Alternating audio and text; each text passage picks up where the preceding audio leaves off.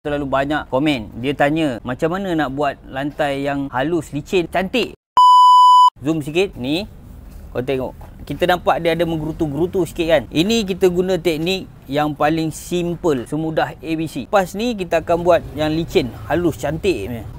Okey, untuk bancuhan simen dengan pasir ni, pertama, pasir ni kita pakai pasir halus. Contoh untuk pasir kasar macam ni. Ini pasir kasar. Orang memang biasa guna pasir kasar ni untuk lantai. Macam mana nak tahu pasir dengan simen kau ni dia punya bancuhan sebati? Cuba kau tengok kat sini. Tengok warna pasir yang dah dicampur dengan simen. Beza kan? Sebelum kau tuang air, kau tengok dia punya tekstur ni. Tengok dia punya warna. Macam ni kita dah tahu dia dah sebati. Dah cantik dah ni. Nak mudah, yang tengah ni kau kosongkan. Air kau letak kat tengah. Ini boleh dikatakan terlebih air dan terlebih simen. Tapi tak apa. Dia sebenarnya bukan je masalah kalau kita terlebih pun. Cuma kalau yang kontraktor buat rumah tu dah rugi. Tapi kalau kita buat untuk rumah kita, lantaklah rumah kita kot. Kita nak buat dia jadi bagus. Kalau terlebih tu macam tercair sikit, pasir kurang, ni cara dia tambah balik. Asyik tunjuk yang cantik je, yang betul je kan. Ni kita tunjuk yang tak betul. Lepas tu macam mana kita nak betulkan. Ni dah cantik dah ni. Kita dah boleh tampal. Tapi sebelum kita tampal, ini kita orang pakai apa yang ada je lah kalau korang nak kita orang buat yang lagi cantik, korang kenalah sponsor.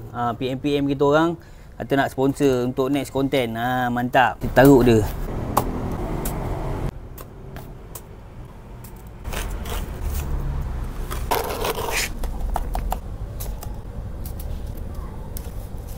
Lepas tu taruh dia ni. Macam tu.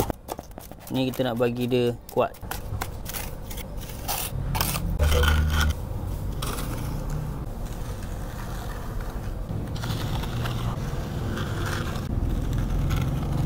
Yang ini tak perlu nak cantik lagi. Sebab apa? Finishing di atas dia nanti kita akan licinkan dia. Ada lagi satu lapisan dekat atas ni. So yang ini dia masih basah. Kita biarkan dulu. Proses nak licin tu, simen ni tak boleh kering. Kita biar dia kejap. Kejap lagi kita bancuh lagi satu step. Ini kita nak licinkan lantai kita. Kalau ikutkan ni sepatutnya kita kena tunggu kering lagi sikit. Tapi boleh lah. Nak tunggu ni pun dah pukul berapa dah ni. Kita bancuh kita punya permukaan nak licin ni. Yang ini simen kilo tau.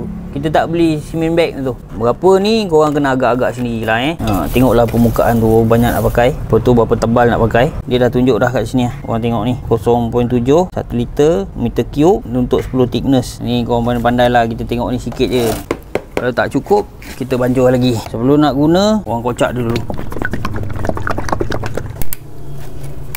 Dia yang baiknya cara nak bancuh ni korang kena pakai mesin tu. So kalau macam dia pekat sangat, korang nak tambah air nanti kau tambah sikit. Dia nak kena bagi betul-betul halus. Yang ini bancuhan dia kau nak kena gaul ni lama sikit. Kau nak kena linyik-linyik betul-betul. Jangan ada yang kasar-kasar tu. Bila kita pakai susu, dia punya tester dia tu dia liat-liat tau. Kali ni kita tak pakai mesin. Sebab apa?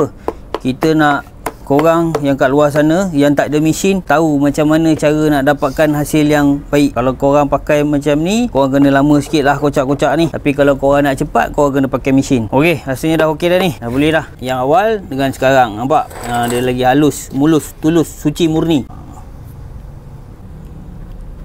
Ni korang kena bagi dia betul-betul kering. Ni kita rasa-rasa dia nak dekat-dekat kering tu, air dia dah rosak ke bawah. Nampak apa function kita punya susu. Dia pekat likat. Bila dia menggerutu macam ni, ada lagi satu step yang kita nak kena buat.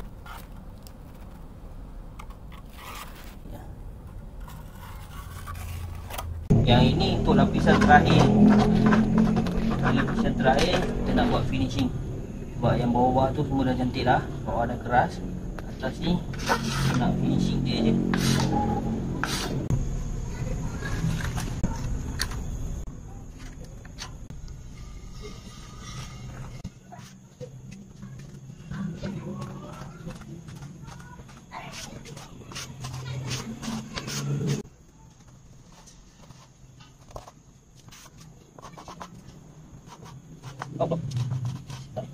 Tengok ni, ujung sikit, dekat sini sikit.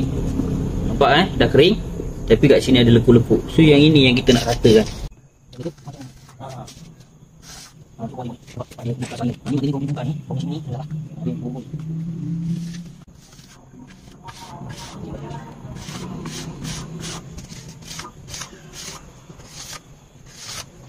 Esok kita tengok apa hasilnya. Okey, mantap. Okey, mari kita tengok hasilnya.